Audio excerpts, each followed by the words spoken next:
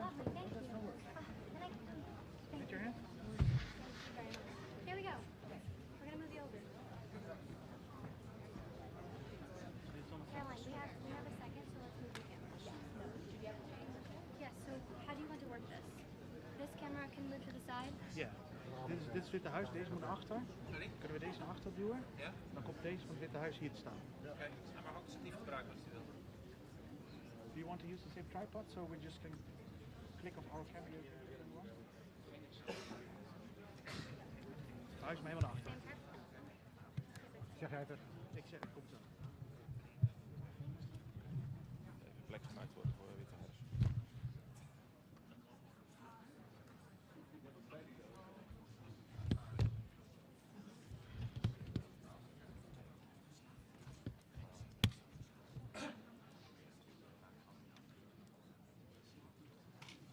Ze zijn niet heel vriendelijk, zeg maar.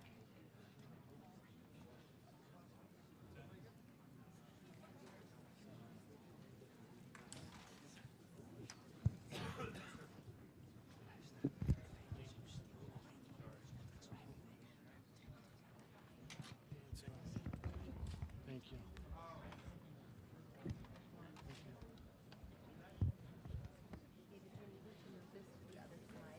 Ja, I know.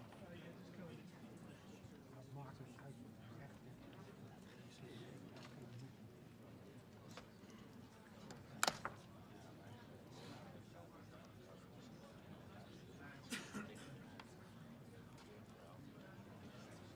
Ja, ik had het wel wachten.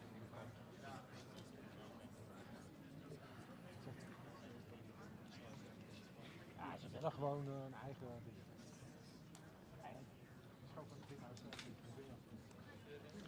I need power. Is there power? I need power. AC. Is there power back here somewhere? Where? No. Okay.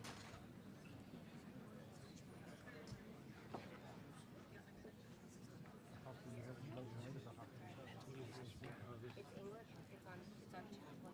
Okay. Thank you. What else do you need from us? Let me come up there.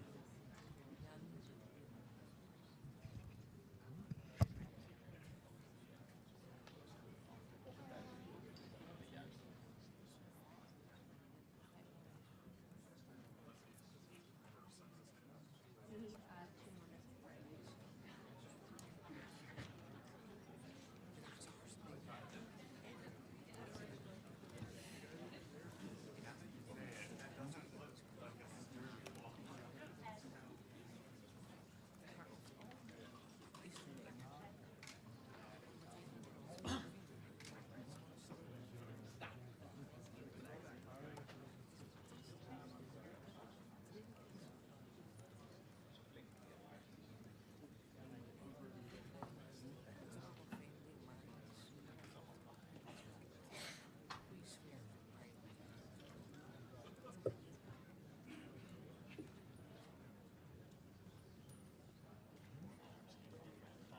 Maakt niet uit.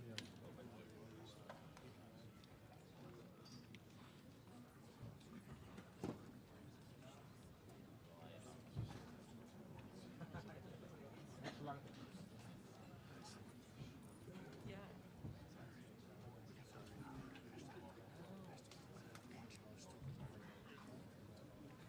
Ja, die zijn ook wel waarschijnlijk van de Amerikaanse media.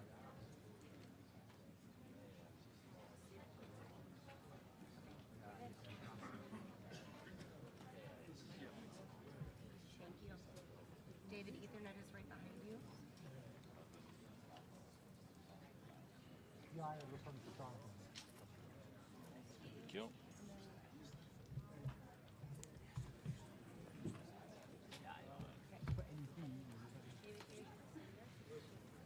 Your pen by your foot. Al 6, dan hangt er ook nog één hoog achter.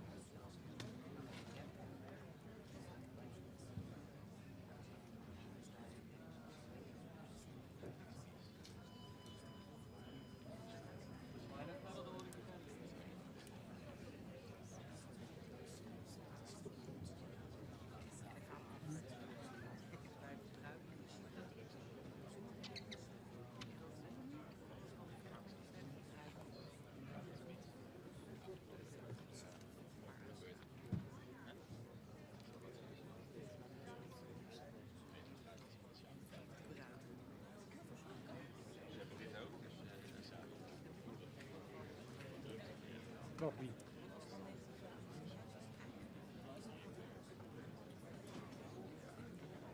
Ja, tuurlijk.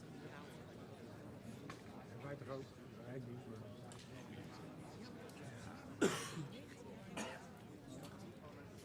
Zeker. Ja.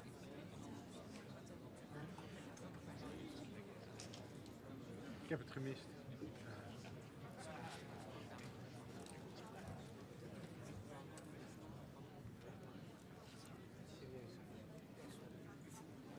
Maar ik kan het echt niet. Ik weet dat er over wordt bepaald.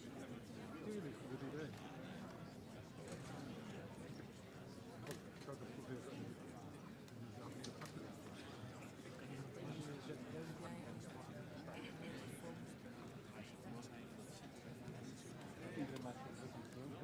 Nee, sorry. Ja, nee. Nee, dat ik voel me zo goed. Dit is de leeftijd.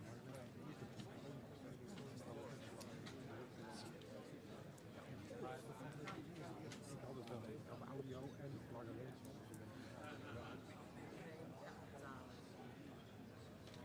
Dat weet iedereen.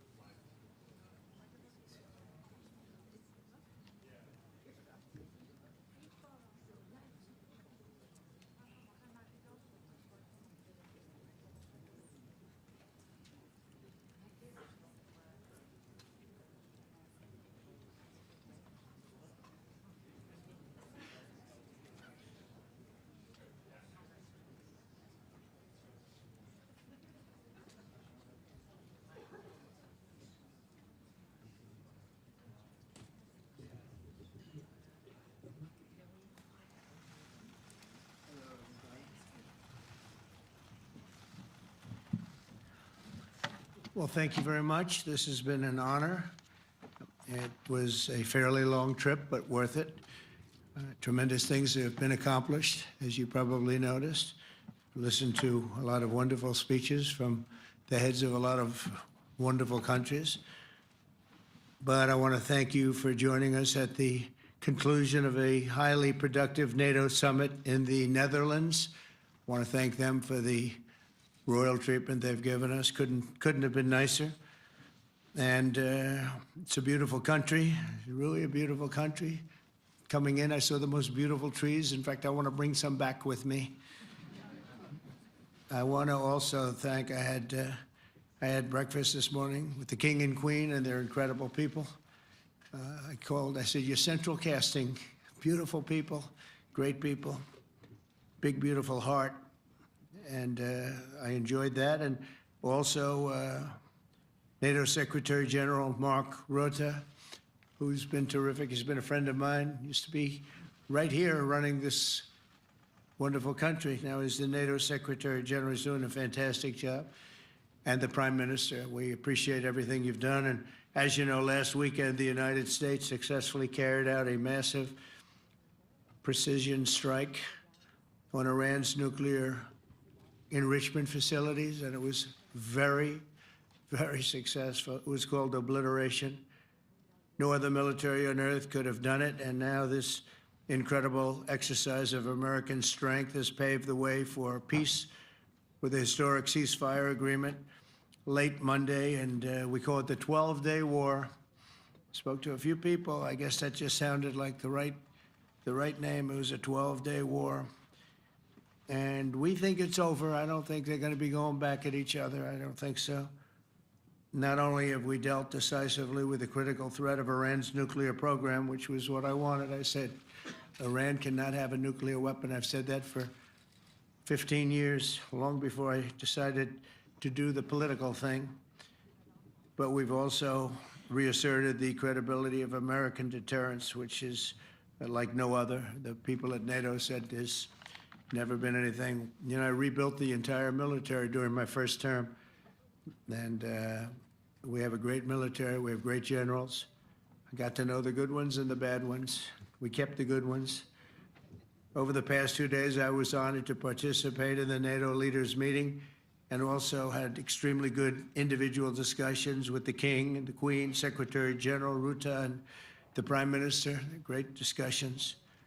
Very knowledgeable people. Major focus of our conversations at the summit was the need for other NATO members to take up the burden of the defense of Europe, and that included the financial burden. As you know, it was 2%, and we got it up to 5%. And they said, a couple of them came up to me. One in particular said, sir, we've been trying to get it up to 3% for 20 years, and we haven't been able, and you got it up to 5%.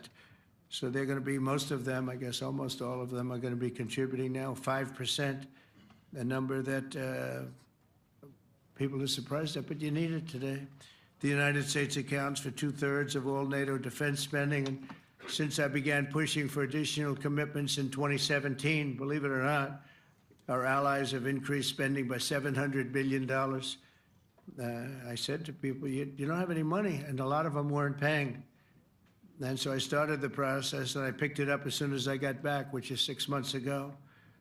And following my election last November, almost all have accelerated plans to reach the 2%, 3%, 4%, and then ultimately, very quickly, 5%. And all of this is going to be done very quickly, almost immediately. You probably know this as well as I do. I'm sure they've been talking about it. It's really been a big focus. In a very historic milestone this week, the NATO allies committed to dramatically increase their defense spending to that 5% of GDP, something that no one really thought possible. And they said, you did it, sir, you did it. Well, I don't know if I did it, but I think I did. This will be known as the Hague Defense Commitment, which is pretty good, pretty appropriate. When the allies reach this number, it will add more than $1 trillion a year.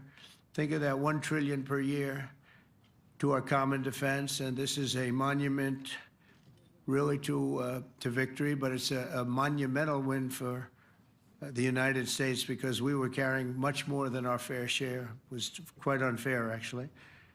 But this is a big win for Europe and for actually Western civilization.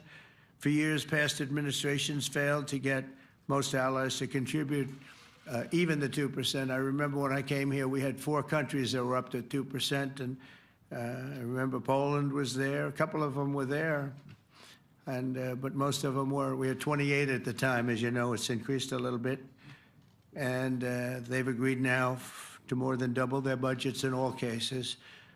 And Europe stepping up to take more responsibility for its security will help prevent future disasters like the horrible situation with Russia and Ukraine, and hopefully we're going to get that solved. Last week they lost 7,000 soldiers, mostly soldiers, but they're also getting hit in Kiev. They're getting hit in some of the towns also.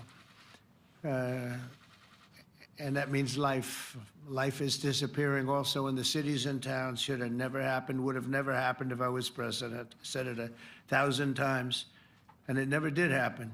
It's never even thought about.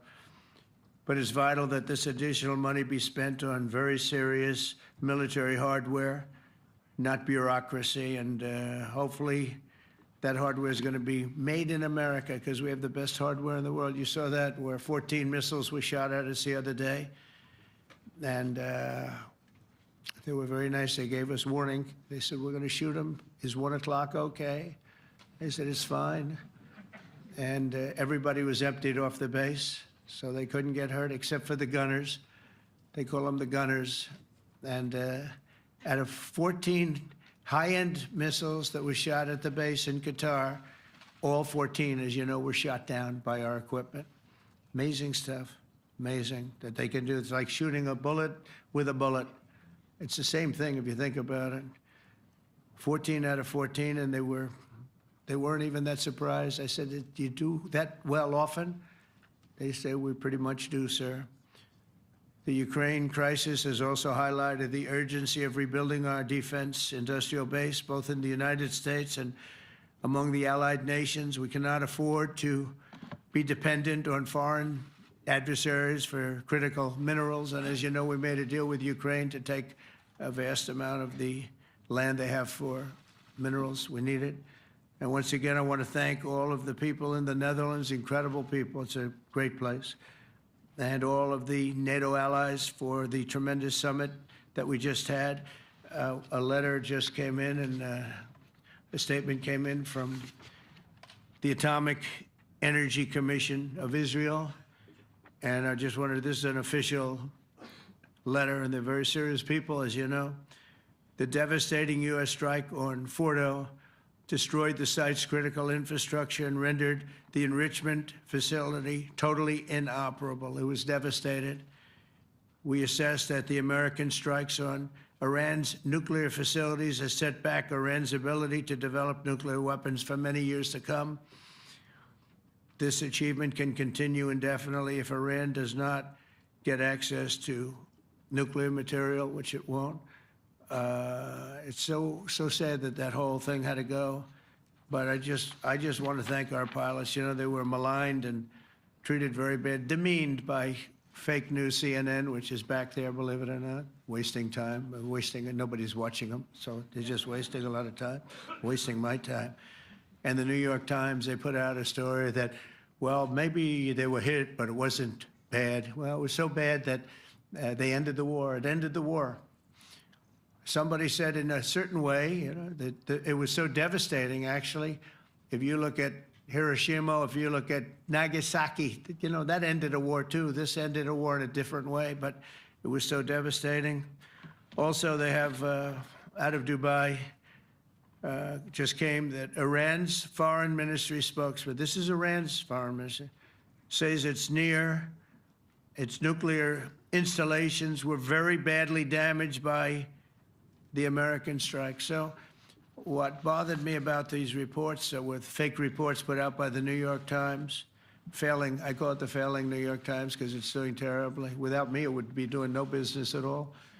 But, and by fake news, CNN and MSDNC, all of these terrible people, you know, they have no credibility. You know, when I started, they were at 94% credibility, the media. Now it's at 16%.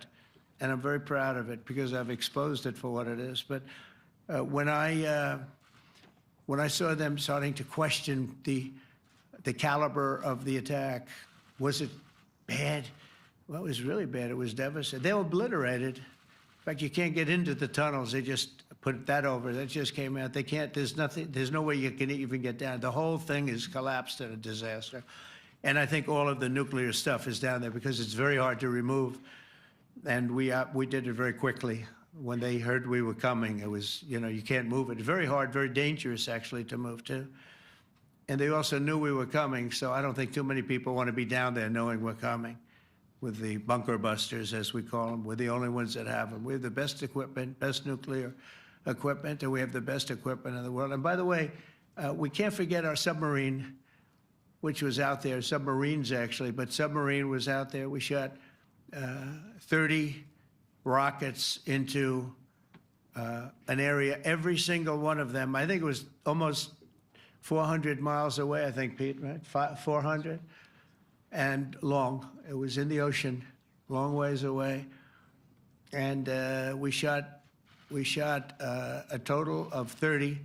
Every single one of them hit within 9 inches from where it was supposed to be. It took out a lot because we didn't do just 4, though. We did 2 others in addition, which hadn't been completely destroyed. So we hit them with a submarine from hundreds of miles away. Amazing, just amazing equipment. Greatest submarines in the world. Nobody's even close. They're 20 years behind us when it comes to submarine technology. So that's one, and the other was from the Atomic Energy Commission, and they have about 3 or 4 of them now coming in from Atomic Energy Commissions from various places. But the one that we have that just came out, we released it a little while ago, was from the Israeli Atomic Energy Commission, but numerous of them are getting to see the site, and the site has been demolished.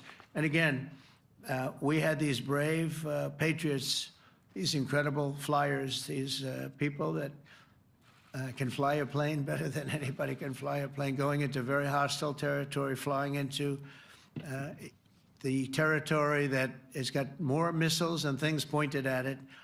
But it was very stealth. They didn't get to see it. It was dark. That's the amazing thing about the shots. They hit the shots perfectly, and yet it was dead dark. There was no moon. There was no light. It was virtually moonless.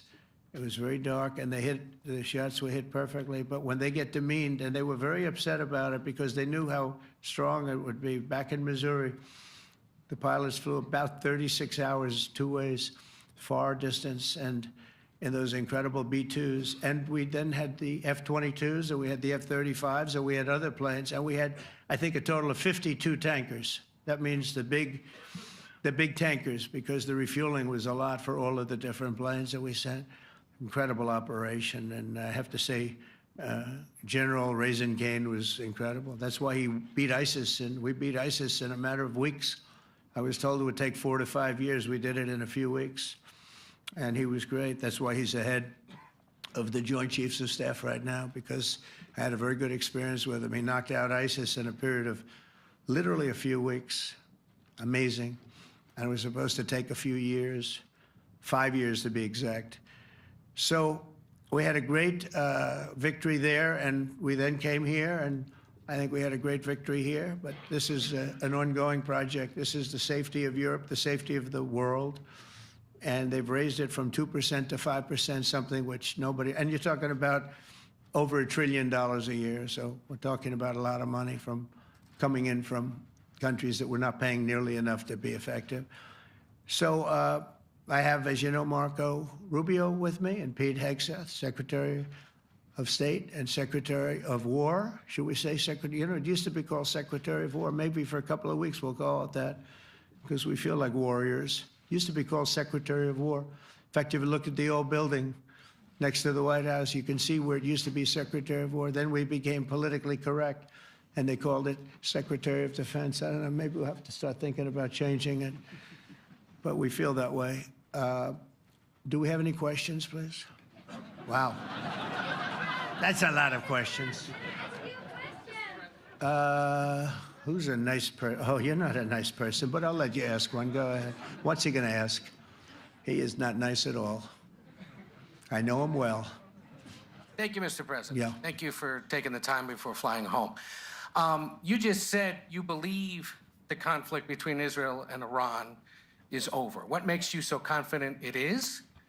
And what do you do if it isn't? Because I dealt with both, and they're both tired, exhausted. They fought very, very hard and very viciously, very violently, and they were both satisfied to go home and get out. And can it start again? I guess someday it can. It could maybe start soon. I think a big telltale sign was when, as you know, Iran somewhat, by not much, violated the ceasefire, and Israel had the planes going out that morning, and there were a lot of them, 52 of them. And I said, you got to get them back. And they brought them back. They didn't do anything. They brought them back. It was very good. I thought it was amazing, actually. They have fought a hell of a war. They fought very hard. I think the war ended, actually, when we hit the various nuclear sites with the planes. And I just hope you people can give these pilots, these are the best pilots in the world. They're the best shots in the world. They call them shots. That's what they are. And wait a minute. And I just hope you can give them the respect they deserve, because they came home to fake news. And like, oh, gee, there was hardly any damage. The things are decimated. So, but I think, no, I think they're very much finished. I think Israel's going to get back to doing what they do. And I think that Iran's going to get back. You know, Iran has a huge advantage. They have great oil, and they can do things. I don't see them getting back involved in the nuclear business anymore. I think they've had it. They've been at it for 20 years, and I don't see that happening either. Now, if it does, we're always there. It won't be me. It'll be somebody else, but we're there. We'll have to do something about it. Yes, please, go ahead. Go ahead. Oh, fake news, CNN? Oh, yeah, here we go. Wait till you hear this question. You should really say how great our soldiers and our warriors are. I think everyone appreciates our soldiers and our warriors. I do have two questions for you, Mr. President. You just cited Israeli intelligence on these attacks. Earlier, you said U.S. intelligence was inconclusive. Are you relying on Israeli intelligence for your assessment of the impact of the strikes? No, this is also, Iran made the statement, and it's also, if you read the document that was given, that Pete can talk about if you'd like, the document said it could be very severe damage. But they didn't take that. They said it could be limited or it could be very severe. They really didn't know, other than to say it could be limited or it could be very, very severe. And you didn't choose to put that because it was very early after. Since then, we've collected additional intelligence. We've also spoken to people who have seen the site, and the site is obliterated. And we think everything nuclear is down there. They didn't take it out.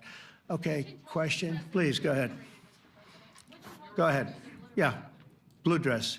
Thank you so much, Mr. President. Yesterday, you said China can now continue to purchase oil from Iran. Yeah. Are you giving up on your maximum pressure campaign? Because With there's who? sanctions right now. With who? On Iran. No, look, they just had a war. The war was fought. They fought it bravely. I'm not giving up. They're in the oil business. I mean, I could stop it if I wanted. I could sell China the oil myself. I don't want to do that. They're going to need money to put that country back into shape. We want to see that happen. Would it? No, if they're going to sell oil, they're going to sell oil. We're not taking over the oil. We could have, you know. I used to say with Iraq, keep the oil. I could say it here, too. We could have kept the oil. No, China is going to want to buy oil. They can buy it from us. They can buy it from other people. But you're going to have to put that country back into shape. It desperately needs money. Yeah.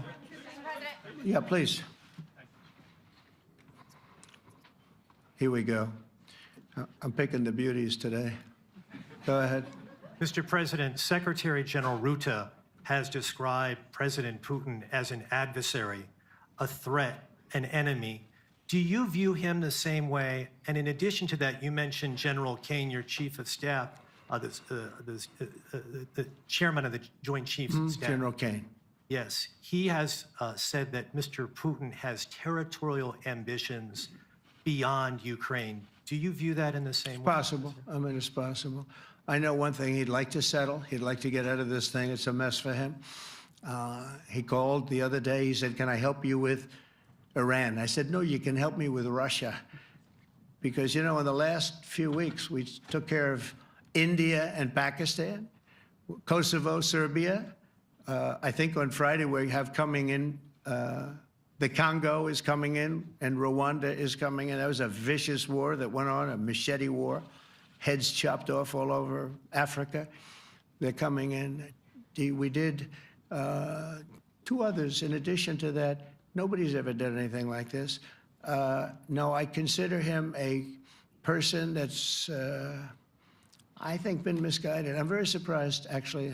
I thought we would have had that settled easy. I've settled 4 of them in the meantime. But he did call up, and he said, he's close to Iran. He'd like to help us get a settlement. I said, no, you help me get a settlement with Russia. And I think we're going to be doing that, too. Yeah, please. Go ahead, please. Thank you, Mr. President. You've made clear your position on what impact the strikes had. I wanted to ask you what is next with Iran. For instance, is there any indication from U.S. intelligence that Iran was able to move any material? No, just the opposite. We think we hit them so hard and so fast they didn't get to move. And if you knew about that material, it's very hard and very dangerous to move. It's called, in many people, they call it dust, but it's very, very heavy. It's very, very hard to move. And they were way down. They're 30 stories down. They're literally 30, 35 stories down underground. You think you got it all? Oh, yeah, we think we got it. We think it's covered with granite, concrete, and steel. Can I ask you, are you interested in restarting negotiations with Iran? And if so, have they received? So our people, Marco could answer this, but our people are not, I'm not.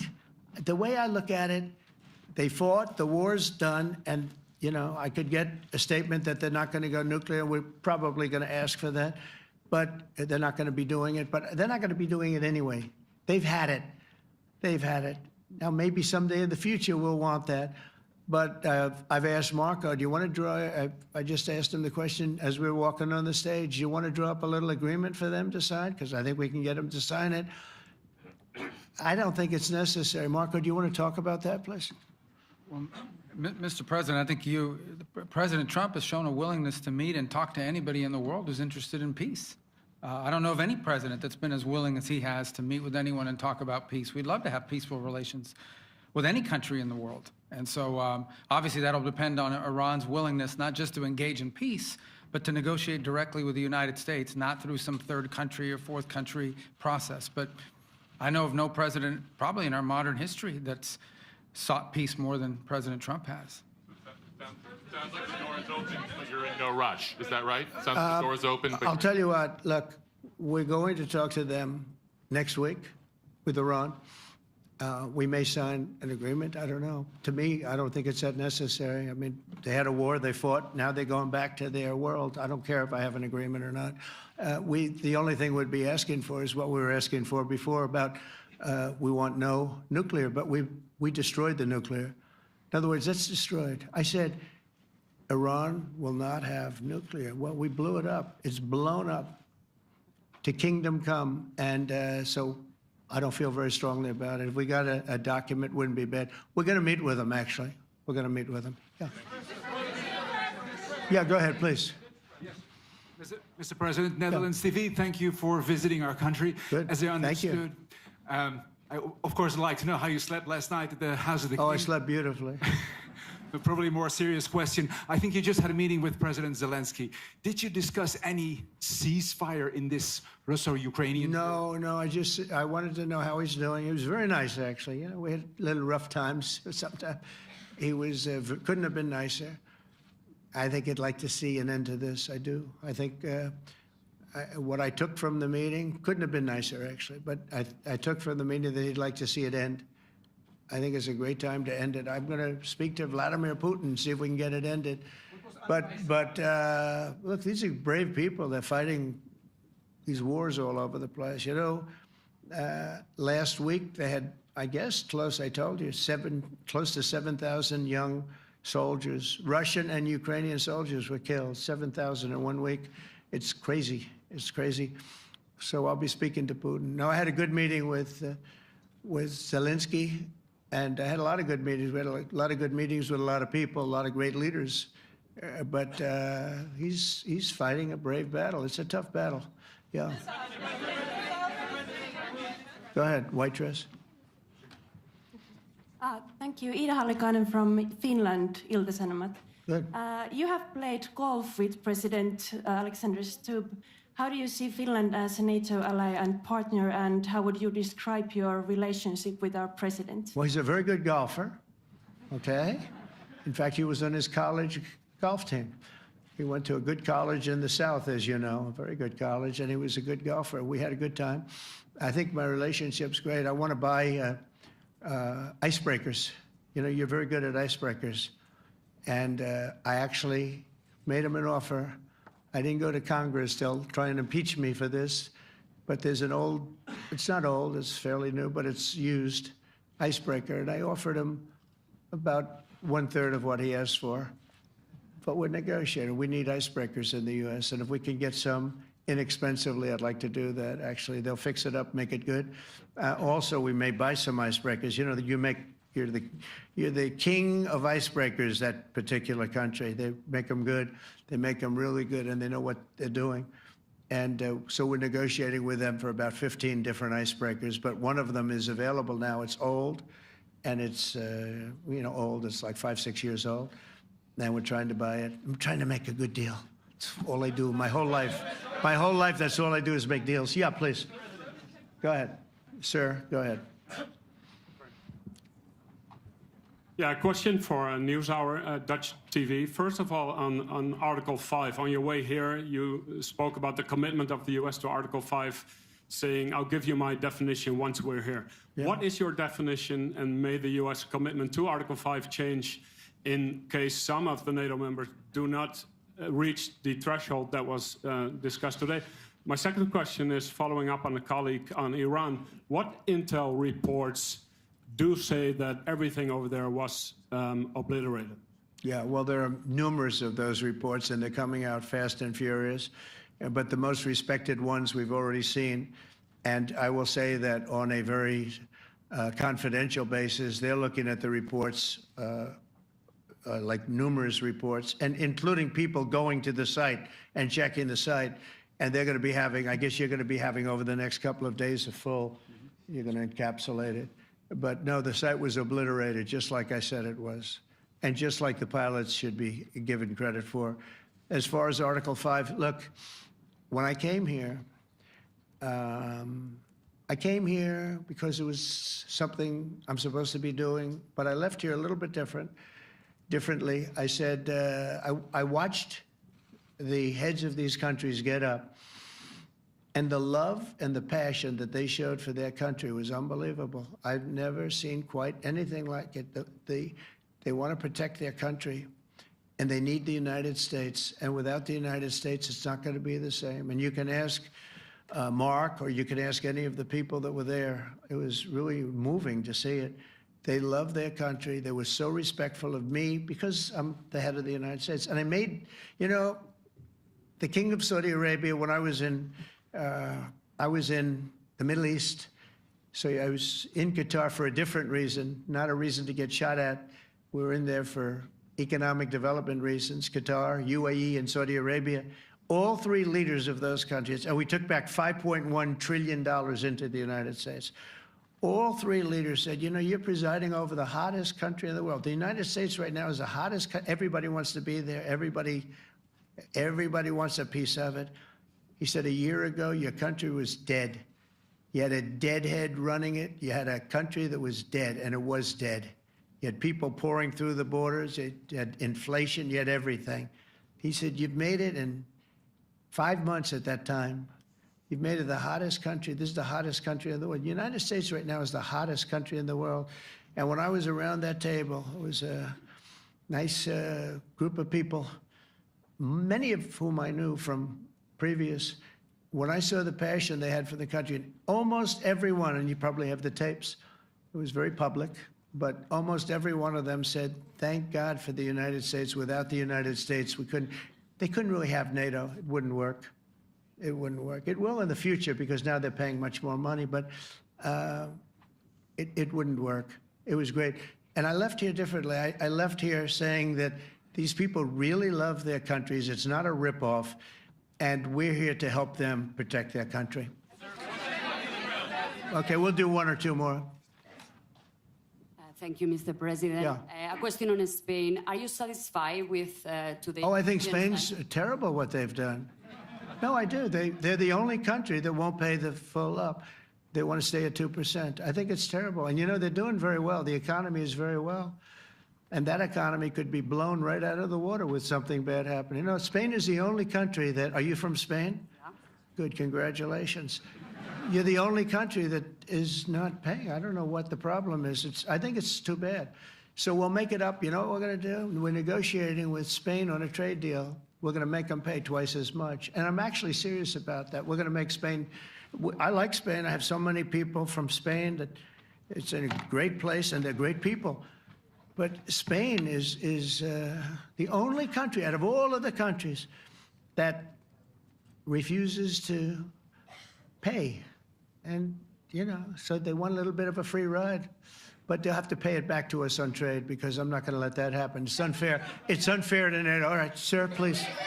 Go ahead, right in the back. Yeah, you, tall one. The tall man. Mr. President, Johannes Petra from Austrian National Television. How are you? You once said that you would end the Ukraine war in 24 hours. You later said you said that sarcastically. Well, of course it was sarcastic. But you've now been in office for 5 months and 5 days. Why have you not been able to end the Ukraine war? Because it's more difficult than people would have any idea. Vladimir Putin has been more difficult. Frankly, I had some problems with Zelensky. You may have read about him. And it's been more difficult than other wars. I mean, look, we just ended a war in 12 days that was simmering for 30 years, frankly. We ended Rwanda and the Congo. It's coming to sign the documents. We've already signed basic documents, but they're coming, I think, to the White House on Friday. We ended, Serbia was going to go at it. But maybe the most important of all, India and Pakistan. And that wasn't whether or not they may someday have nukes like we're talking about in the Middle East, like we're talking about with Israel and Iran. This is they have nuclear weapons. I ended that with a series of phone calls on trade. I said, look, if you're going to go fighting each other, it was getting very bad. You know how bad that last attack was. It was really bad. If you're going to go fighting each other, we're not doing any trade deal. No, no, no, you have to do a trade deal. I said, we're not doing any trade deal. And in fact, I had the general, who was very impressive. The general from Pakistan was in my office last week. You know, Prime Minister Modi is a great friend of mine. He's a great gentleman. He's a great man. And I got them to reason. I said, we're not doing a trade deal if you're going to fight. And if you're going to fight each other, we're not doing a trade deal. And you know what? They said, no, I want to do the trade deal. We stopped the nuclear war. Go ahead. Go ahead, Jeff. Here's another beauty, Jeff. He's a beauty, all right. Go ahead. Mr. President, a follow-up on Ukraine. Will the United States contribute any more money to Ukraine's defense this year, to the $5 billion that allies are giving? And one question, you had another meeting with the Dutch opposition leader, Mr. Wilders. Can you tell us about that meeting? And are you upset about his anti-Muslim stance? I'm not upset about it. It's just his view. He's unhappy with the way things are going in this country and various countries. He was an opposition leader. And I was asked to meet with the opposition leader by the people that are running. I think they have some deal where if you have a meeting, you're supposed to meet with an opposition leader. I said, that's strange. We don't do that. But I met with I didn't know him. He seemed like a very nice guy, but he's in opposition to the current people, and that was set up by the current people. So I assume when I met with the Prime Minister, you're supposed to meet with the opposition. We'll have to try that sometime in our country. Let's not do it. But I thought he was very good. As far as money going, we'll see what happens. There's a lot of spirit. Look, Vladimir Putin really has to end that war. People are dying at levels that people haven't seen before for a long time. Go ahead. Go ahead. White shirt. Oh, she's all excited. So, BBC News Ukrainian. I would Where are like you to ask from? I'm from Ukraine. Oh, So my wow. question to you is whether or not the US is ready to sell anti-air missile systems Patriot to Ukraine. We know that Russia has been pounding Ukraine really heavily right now. Are you and, living yourself now in Ukraine? my husband is there. Wow. And I can see you very, it's amazing. and me with the kids, I'm in Warsaw actually because he wanted me to be. Is your husband a soldier? No? He's, He's there now? yeah, Wow. That's rough stuff, right? That's tough. And you're living here? in Warsaw. And you're a reporter? I am. Good. So let me just tell you, they do want to have the missiles, okay, as they call them, the Patriots. And we're going to see if we can make some available, They're very hard to get. We need them too. We were supplying them to Israel, and they're very effective, 100% effective. Hard to believe how effective. And they do want that more than any other thing, as you probably know. That's a very good question, and I wish you a lot of luck. I mean, I can see it's very upsetting to you. So say hello to your husband, okay? Thank you. Go ahead. Thank you. Thank you, Mr. President. You were criticizing Where are you from? Bloomberg News. Oh, Bloomberg. That's wonderful. You were criticizing the Federal Reserve Chair before coming to this summit. Yeah, I think he's terrible. I was wondering if you've begun interviewing different candidates for the Fed pick. Yeah, I know within 3 or 4 people who are going to pick. I mean, he goes out pretty soon, fortunately, because I think he's terrible. We have no inflation. We have a tremendous economy. Hundreds of billions of dollars of tariff money is pouring in. Factories are being built because they don't want to pay the tariffs, so they're building them all over the country. I think we're close to $15 trillion. I told you 5.1 trillion from the Middle East alone, but of investment money coming in. There's never been anything like that in the history of our country. But we have no inflation. And we have borrowing because Biden, stupidly, they did short-term debt. So we have borrowing coming up. And, we'll go 10 years, maybe longer, maybe shorter, but we'll go a long period of time when we do the debt. And because of him, because of this guy, we will have to pay for years. We'll be paying for him. And I said to him, listen, there's no inflation. He says, but maybe there'll be some. That's true. I said, if there is some, what you do is raise the rate. I'm okay with that. You raise the rate in 2 years from now or in a year from now. But because the rate's high, we have to pay more for debt. It's pretty equal. In other words, if it's 4%, it's 4%. If you drop it a point, you'll pay 3%. So it's fairly equal, not necessarily, but fairly equal. So we're going to end up paying maybe 2 points or 3 points more.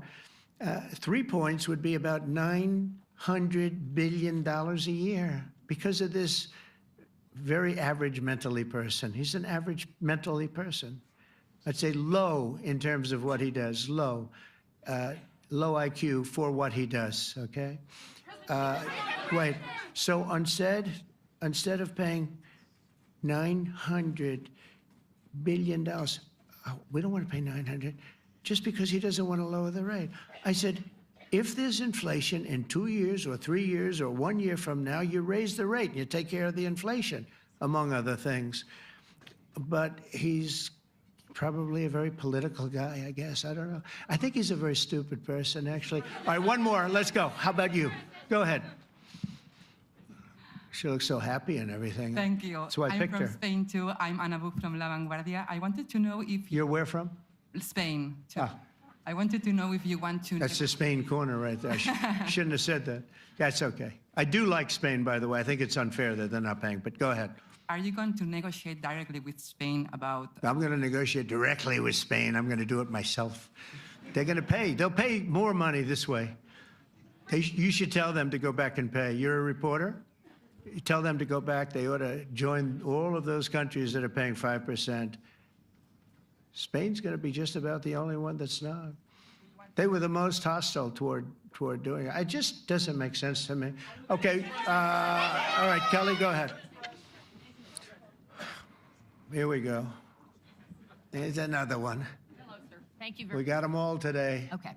So, Mr. President, you talked about expecting some on-the-ground assessments at Fordo and other sites. Now here, Is that again. Israeli and U.S.? It's been obliterated, Kelly. It's been What is your message obliterated. then, sir, to the intelligence community when they present reports? You're not disputing the DIA report. You're just They presented a exists. report that wasn't finished. We're talking about something that took place 3 days ago. I understand that's The report was done assessment. So 2 what days is ago. your- Wait a minute. Yes. They didn't see it. All they can do is take a guess. Now, if you take a look at the pictures, if you take a look how it's all blackened, you know the fire and brimstone is all underground because it's granite and it's all underground. You don't show it. But even there, with all of that being said, the whole area for 75 yards around the hole where it hit is black with fire. The group that's run by this gentleman, in fact, you may want to talk about it for a second because we're going to issue a report. And I think it's not even a very exciting report at this point. It's been obliterated, totally obliterated. And they did a report, but it was like, if you look at the dates, it's just a few days after it Understood, happened. sir. So they didn't see it. They said it may be very severe. Go ahead, Understood. Peter. Do you have a message for the intelligence community, though, in terms of unvarnished information getting to you, that it's not... I don't really have a message. I would say issue the report when you know what happened. I wouldn't say that it could be severe or maybe not. They use the word severe. It could be severe or maybe it's not. And briefly- So people like you picked up and said, oh, it's not severe. We're just No, looking for the report was not a complete report. Yeah, the message was probably wait till you know the answer before you... And Go sir, ahead. did you not have a public component to your Zelensky meeting for a tactical reason with President Putin? Let him answer this. Hello, Mr. Secretary. Yeah. There's a reason the president calls out fake news for what it is. These pilots, these refuelers, these fighters, these air defenders, the skill and the courage it took to go into enemy territory flying 36 hours on behalf of the American people and the world to take out a nuclear program is beyond what anyone in this audience can fathom. And then the instinct of CNN, the instinct of the New York Times is to try to find a way to spin it for their own political reasons to try to hurt President Trump or our country. They don't care what the troops think. They don't care what the world thinks. They want to spin it to try to make him look bad based on a leak. Of course, we've all seen plenty of leakers. And what do leakers do? They have agendas. And what do? Do they share the whole information or just the part that they want to introduce? And when they introduce that preliminary report that's deemed to be a low assessment, you know what a low assessment means? Low confidence in the data in that report. And why is there low confidence? Because all of the evidence of what was just bombed by 12 30,000-pound bombs is buried under a mountain, devastated and obliterated. So if you want to make an assessment of what happened at Fordo, you better get a big shovel and go really deep, because Iran's nuclear program is obliterated. And somebody somewhere is trying to leak something to say, oh, with low confidence, we think maybe it's moderate. Those that dropped the bombs precisely in the right place know exactly what happened when that exploded. And you know who else knows? Iran. That's why they came to the table right away, because their nuclear capabilities have been set back beyond what they thought were possible because of the courage of a commander-in-chief who led our troops, despite what the fake news wants to say. But you're not disputing the report said what it said, even though it was initial. The report said what it said, and it was fine. It was severe, they think, but they had no idea. They shouldn't have issued a report until they did, but we've gotten the information. I think Pete said it better than you can say it. And, you know, you should be proud, you, especially you, should be proud of those pilots, and you shouldn't be trying to demean them. No, there's Those pilots flew at great risk, a big chance that they'd never come back home and see their husbands or their wives. Let me just tell you, you and NBC, fake news, which is one of the worst, and CNN, New York Times, are all bad. They're sick. There's something wrong with them. But you know what? You should be praising those people instead of trying to find some. By getting me, by trying to go and get me, you're hurting those people. They were devastated. You know, I got a call from Missouri, great state, that I won 3 times by a lot. And I got a call that the pilots and the people on the plane were devastated because they were trying to minimize the attack. And they all said it was hit. But we don't think it was really maybe hit that badly. And they were devastated. They put their lives on the line, and then they have, and I'm not referring to you, but real scum come out and write reports that are as negative as they could possibly be. It should be the opposite. You should make them heroes and heroines. You should make them really people that they were so devastated when they heard this news. And you know what they said? One of them, I spoke to one of them, said, "Sir, we hit the site. It was perfect. It was dead on." Because they don't understand fake news, because they have a normal life, except they have to fly very big, very fast planes. But it's a shame. You should be making them heroes. All right, in the back. Go ahead, back, white, yeah. White jacket, yeah. Go ahead, give my mic. Hello. Deborah Haynes from Sky News. Good. Mark Rutte, the NATO chief, who is your friend, he called you daddy earlier. Do you regard your NATO allies as kind of children? No, he likes me. I think he likes me. If he doesn't, I'll let you know. I'll come back and I'll hit him hard, okay? No? He did it very affectionately. Daddy, you're my daddy. Do you regard your NATO allies, though, as kind of like children, and they're obviously listening to you and they're spending more, and you're obviously appreciative of that, but do you hope that actually they're going to be able to defend themselves, defend Europe on their own? I think they need help a little bit at the beginning, and I think they'll be able to, and I think they're going to remember this day. And this was a big day for NATO. You know, this was a very big day. They took it. One of the gentlemen said, "You know what? We've been trying to raise money raise the rate for 30 years," he said, 20 years, from almost the beginning. And he's been there for a long time. He said, "Until you came along, it never happened. What you did is amazing." It's been sort of an amazing day for a lot of reasons, but also for that. Yeah, go ahead. Do you think they can do it without you, though, in the future? Can they do it without Well, ask Mark. States? I mean, you have to ask Mark, okay? So we're heading back. We're heading back. I want to thank these two gentlemen behind me. They're incredible people, both of them. They've done a fantastic job. And Susie's in the front, and she's done great. And Monica, thank you very much. It was quite an exciting time. And we're going to be heading back. We'll be back soon, and we'll see you in Washington, D.C. Remember this, we have the hottest country anywhere in the world. Thank you very much, everybody. Thank you.